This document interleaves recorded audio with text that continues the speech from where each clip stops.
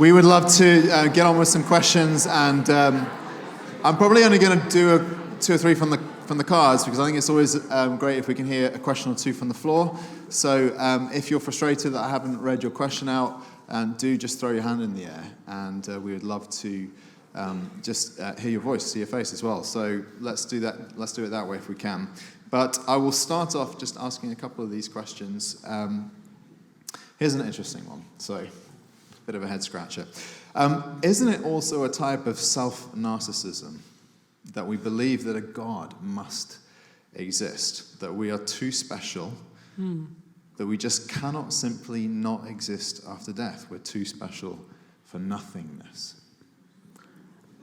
Yeah, I think It's good. I think it's a great question, because I think I would agree with the question in the sense that I think there is a conviction inside the human heart that says this world, human existence, perhaps not each of us, but at least as a humanity, there is something incredibly special about us, that we aren't just another creature. Do you remember I mentioned that quote from Ernst Becker where he kind of talked about the towering significance of humanity?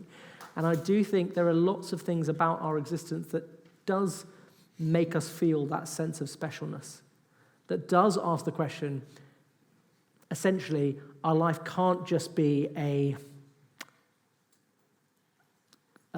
set of random, meaningless processes that kind of brought us into being that kind of means that we just kind of exist on this planet and die. There must be more to the human narrative, the human experience, than just a kind of existence that comes from nothing and ends in nothing. I think many of us would feel an instinct that there must be more. And in fact, that's what draws some of us to the Christian faith, I suppose. What do you think? Thanks for that. Yeah, I mean, I think it's a fascinating question. I think if we were trying to invent a God to make us confirm all our beliefs about ourselves and our own specialness, the God that we would invent wouldn't be the God of Christianity, because he is so infinitely more perfect than us. So I think there are such things as made-up religions, and the kinds of gods that exist within made-up religions tend to possess the same flaws as us, so they become mirrors of us. But I think if we were really if narcissism were at the root of our, feeling that we're so special is at the root of the reason for our belief in God, then I think the God we would think of would not be the God of Christianity, because, anybody who has, the whole Bible is full of this sense of awe and the reality that God is so much greater, and the great sort of crisis of the human soul is the sense that I am unworthy, and there needs to be a solution to that problem in the face of such a good God. It's an excellent question. I'm probably going to chew on that one for days to come, but thank you for that. That's great.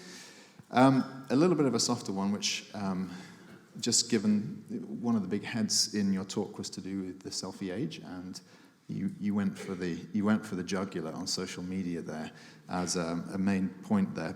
Are there any positives to social media, and why such a contrarian stance? I genuinely believe the more and more I interact with social media that it's the source of a great sense of discomfort in our culture and our lives. So I'm not sure I want to argue for much that's redemptive about it. I think I would just say that all the things it promises are illusions and a minor version of the good in reality. So, for example, like it promises connection, it promises relationship, and so maybe that's my way of staying in touch with my friends and staying in touch with what's going on in their lives. But it doesn't actually give that genuine, real, tangible connection. It gives the illusion of connection as you watch what's going on in their lives, but you're not actually drawn closer into face-to-face, hand-to-hand relationship. So I suppose I'm doubling down on my critique and saying that it's like crack cocaine because it promises something. Not that I've experienced that myself, but in a sense that there is a dopamine hit when you get likes or things like that on social media, when people respond to what you've written or the image that you're creating of yourself, but you become like a hamster in a treadmill, chasing those hits, chasing those dopamine release, rather than actually pursuing genuine relationships with individuals. I mean, if you want a slightly more balanced I would probably say that look, there probably are some benefits in social media. I can think of a number that occur to me in terms of connections with people you wouldn't meet otherwise around the world who share similar interests. It's been a platform for exposing evil in the world. There are various benefits which I think everyone can point to, but I find, I don't think, are you on social media at all? If you don't count It'd be WhatsApp, hypocritical, wouldn't it, if you WhatsApp. Okay. It's not really social media. I actually do have a LinkedIn account still. Is that okay? Do you really? Yeah, Wow. But also I find that's a good illustration of there was a day when you would go on LinkedIn and just see the career trajectory of your peers. And now I've become a pastor, obviously I have very limited career trajectory. And so I'd just be like, oh, well, I just feel discontent about my job. I was really enjoying being a pastor. Then I went on LinkedIn and just compared myself. So that's a perfect illustration of the one remaining social media is not a source of joy. Yeah. Sorry, I'm just down on it. I think as well, I think to be fair to the point that Jeremy was making, I don't think that the critique is necessarily of the theory of platforms with which you connect with other people. The critique is really of what we then do with them and how we use them. The inclination is just the way it's set up is that it creates an opportunity to posture and to perform, and that is quite toxic to the soul. Whether you believe in God or not, it just seems to twist you in on yourself and turn you into a worse version of yourself online than you are, or maybe the real version, but just without filter, like it's coming out. And so there's something really poisonous, I think, and I think the best literature on this tells you that because of the business, because of the way the businesses are structured, they're designed in such a way to almost like the crack cocaine thing, to feed the worst aspects of our nature and to expose them and to keep us addicted to them. So, I am no fan, and I found that it's been a destructive force in my own life in the past, and something that I therefore have really just shunned. And it's not, there are bits you miss about it. There's stuff you miss because there's some good in there. And so you can recognize the good, but is it really worth it is the question that I asked myself. And, sort of came to the conclusion, no. All right. This one is a little bit more, I suppose a little bit more vulnerable, and the kind of question I think you would enjoy. How do you feel God's love? How do you really believe it? It feels empty, like believing a concept you don't yet believe. It's a really good question. I think if I could help you feel the love of God tonight, then my work here would be done. So in a sense, I think you're getting really to the heart of things. I think it is primarily, or at least it starts intellectually.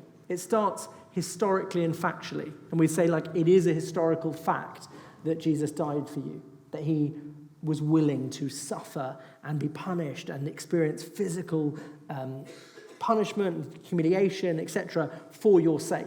So if you really believe that already would warm your heart, just to hear that idea that he loved you enough to die for you.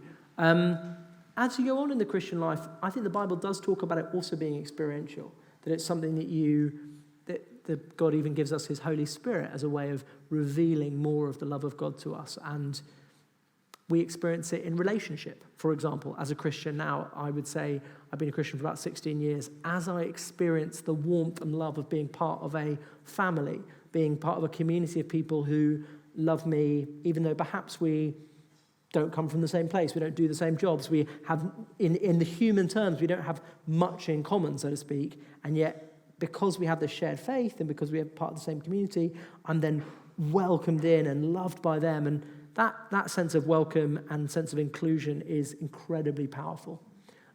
So I think we experience the love of God objectively, so to speak, from thinking about it from a fact in history.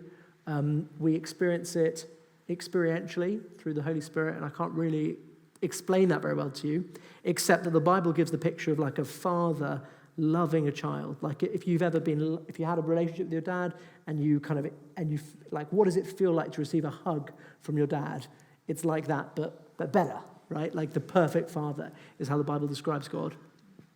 And then I would say you experience from other people and in community. But all of these are like abstractions that each kind of give you a different lens on that same reality of love. And I suppose that we might argue that you will actually experience an even greater sense of that love after death in heaven. Can I add one more? Yeah, please.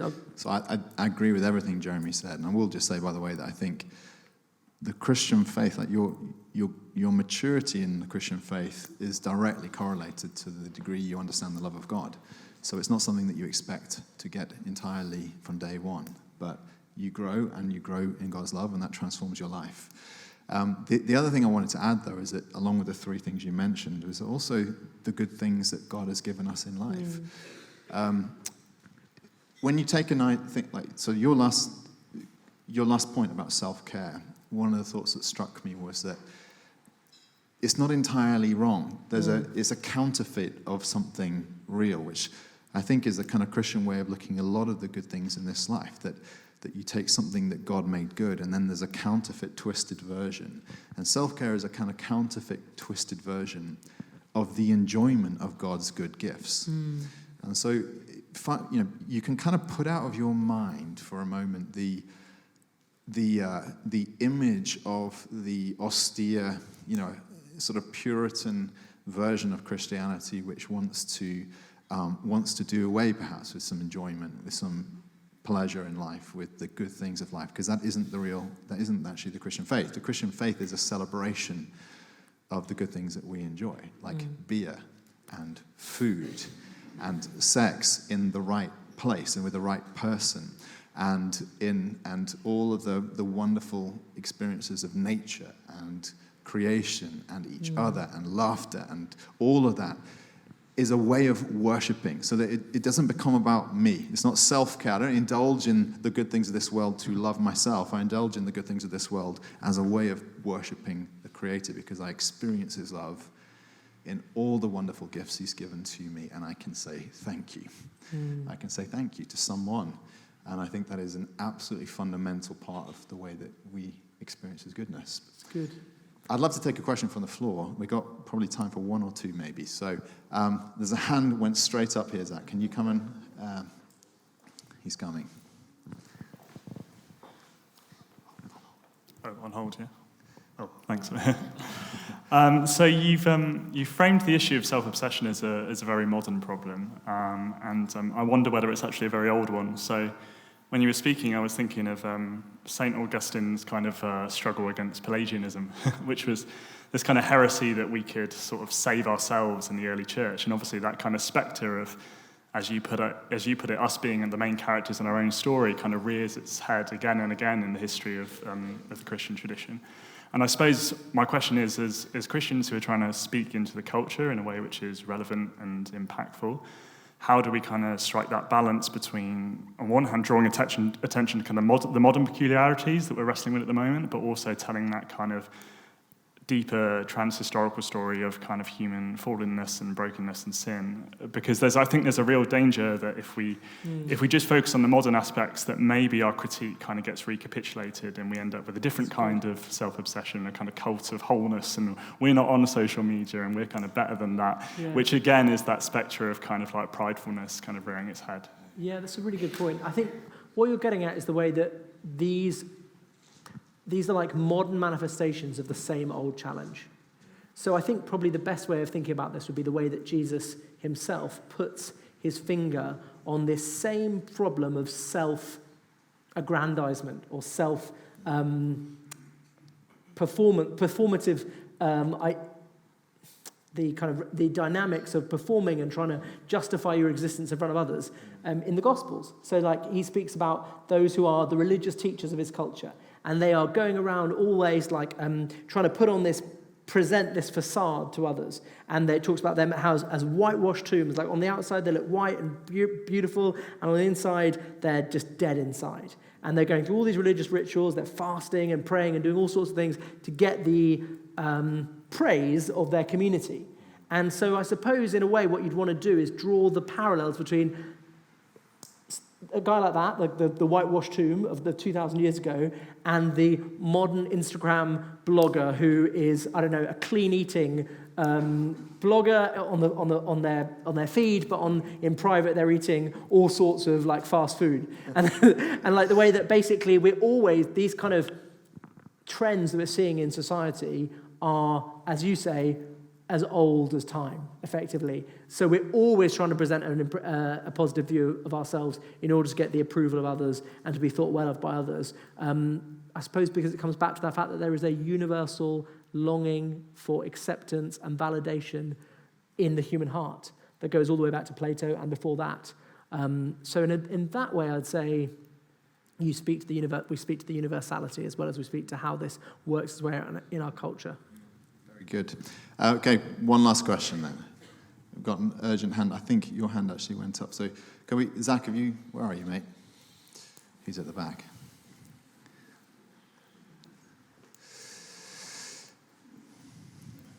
Just down here, sorry. Sorry, I made you walk the furthest possible distance to do this, didn't I? So, This lady here. Hi. Yeah, thanks. So does narcissism not supersede religion? Because you've got plenty of religious people who do all the things that you've just said. And is it not more a sickness of technology and that we're not able to sort of focus on the fundamentals of what we need to live? And we've gone past that. Because when you look at poorer communities, there's a much stronger sense of community. And a lot of them have that common exposure to struggling for things that they need, whereas in Western society in particular, we don't have that problem, so we focus on the self and then make mountains out of molehills. I think there is truth to what you're saying in the way that self-indulgence is fed by a culture that is in large part comfortable and kind of more economically prosperous than it ever has been. So that I've heard one writer, I think his name is Ross Duhat, I can't remember, I don't know exactly how you say it, but who wrote a book about the decadent society that speaks to the problem that you're putting your finger on. And I think you're also right in the way that you describe this as a universal problem, aka narcissism, or rather what you were saying at the very beginning of your point was I think there is a universality to this problem that transcends rich and poor, that essentially we will always want to feed the self. We will always naturally gravitate towards selfishness, basically. And that's why I think you need the story coming from outside yourself, drawing you outside of yourself, saying, look, you were never meant just to kind of feed your own needs. You were always meant for a relationship with a God who made you and calls you out of yourself to then love and serve your neighbor, if that makes sense. To flourish properly, we need that to be drawn out of the natural tendency towards self-gratification. Excellent. I think I'm going to have to call it a day there, but what we want to do is just mention the SALT course to you all, because I think this would be something that a number of you would love to take part in. So in a moment, we're just going to show a very brief video to give you a flavor and a taste of what that's about. But essentially, the SALT course is a succession of 7 evenings. It begins next week on Tuesday evening. It takes place in a cafe not far from here. And the aim is, Costa Coffee on the Cut, which is a street not far from here at all. The aim is to give you an opportunity to engage with some of these questions in a bit more depth. So there's a short talk, and then there's this conversation that takes place around tables. The themes that are addressed have to do with, as you can see on the screen, meaning, satisfaction, truth, morality, hope, peace, and faith. And it's a wonderful place without judgment. There are always people from across spectrums of belief and faith or no faith at all.